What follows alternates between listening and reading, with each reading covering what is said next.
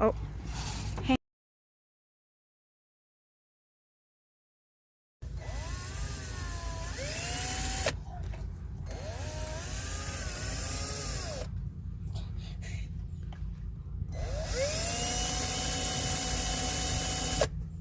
I'm just scared it's gonna.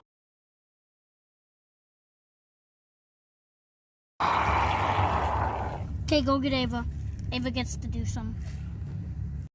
Hi, my name is Ava Bird, and I'm 8 years old, and today I'm going to push this turtle barge in that we just made into the water and see if it floats or sinks. I really hope it floats, because I know the turtles can.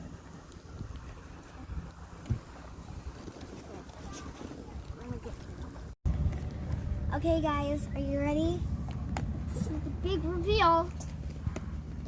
You have to hold on to the strings. I am. Okay. Oh my god, this is so fun.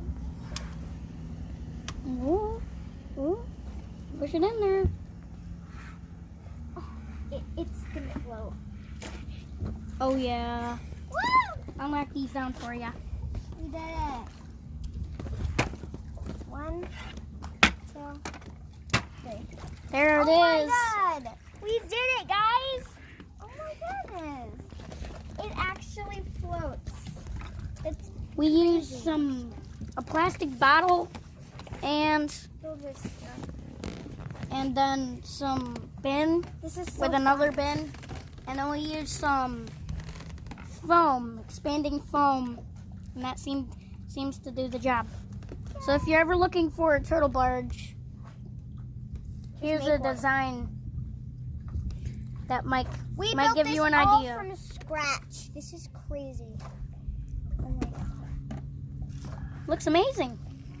All we need is just the turtles. We need all the turtles. Come on. And the decoration.